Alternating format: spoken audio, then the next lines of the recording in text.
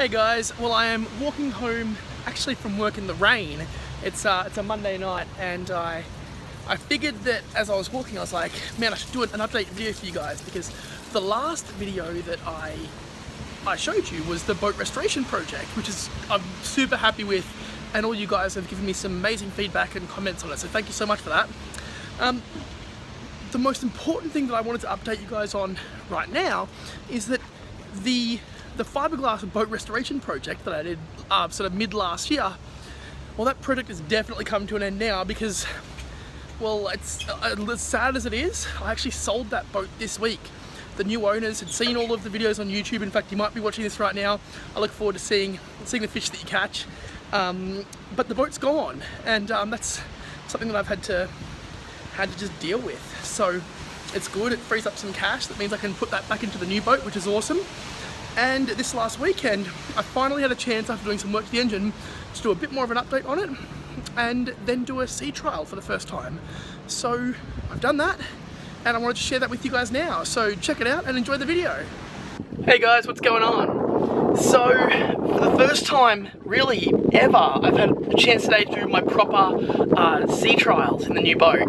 I should mention that the only reason I'm doing this today is because the first day that I haven't had anyone else in the boat, and it's the first day we've had the engine properly working. When you saw the restoration project, I was under the disillusion or the illusion that the engine was fighting fit, that it was in good condition, that it was going to work really, really well. And the unfortunate reality is, when you buy these things sight unseen on the internet, sometimes they're not. So one of the gaskets was homemade in the engine, which meant that water was getting pumped into all sorts of places water shouldn't get pumped.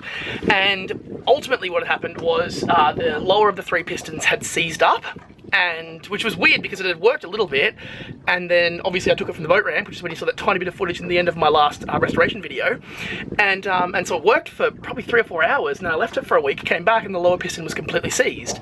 So I had a mobile marine mechanic come out and have a look, and he pulled it all apart, and he found that the crank, all sorts of problems with the crank. The bearings had been sort of pitted and broken, so he found a reconditioned crank for the engine. And again, I don't know what I'm talking about right now. I'm just saying the things that he's told me. But he found a reconditioned crank. Over about a week of installing and tweaking, and tuning and everything else, it eventually came good. And on Thursday last week, it's now Sunday, on Thursday last week, he finished all the work, which is great. And today is the first time that I've been out by myself. Yesterday I did a few little test runs with it. It would be remiss to mention that the first major modification is the Bimini top. So this goes over the entire length of the cabin. That's pretty rare in a boat this size. Usually people get them just to sort of cover the front of the boat.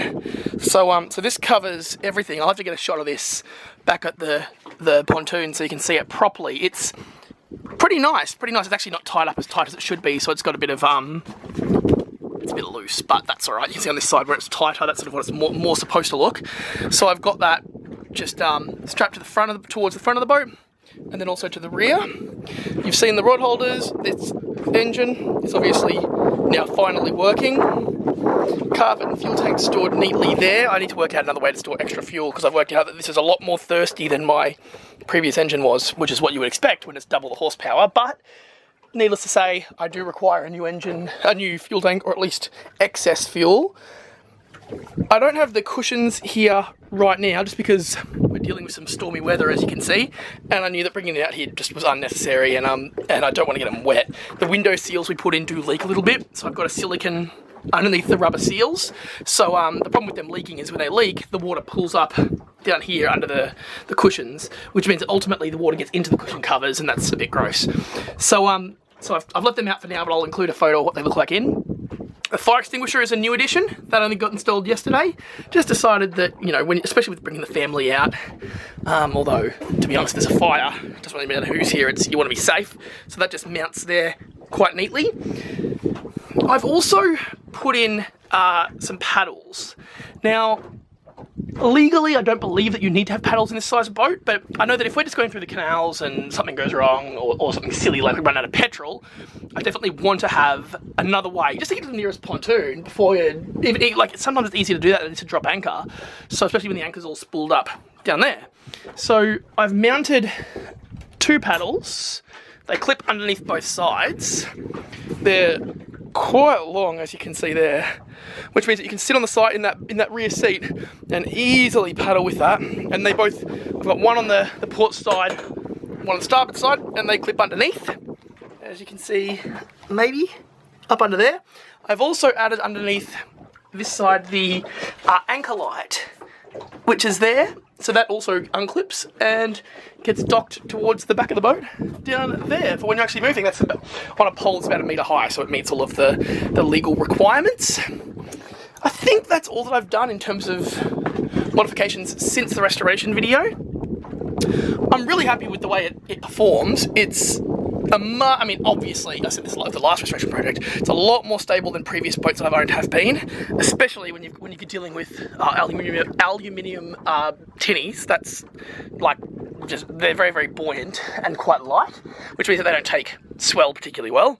Yeah, this boat's much better for this sort of bay weather. I'm really happy with it. Also, coming out knowing that it was probably going to rain on me, having a little bit of coverage under there and then heaps under here meant that no matter where I go, I'm pretty much safe. So that's it. Let's give a bit of a run and see how it goes. So first observation, it's not exactly a quiet engine.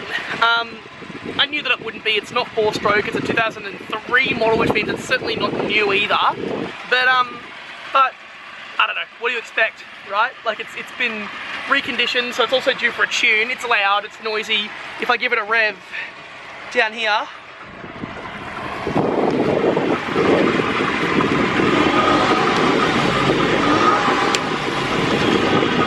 you can see it's responsive, but it's certainly not quiet. That's alright.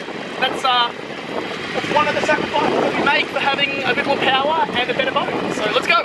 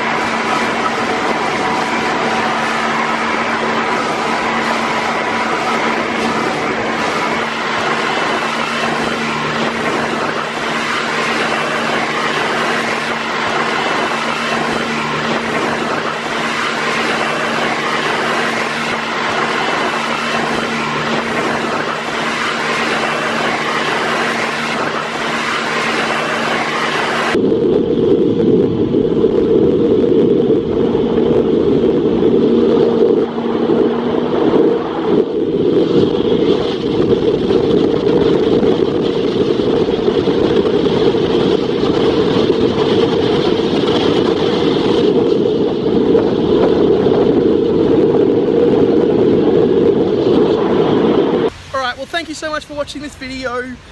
There's heaps more to come. I think I'm finally ready to start fishing again, which will be awesome. We're just wrapping up shark season here in Australia, so I'm hoping to just get the tail end of that and get a few before the year wraps up, and then it's game on into the winter season.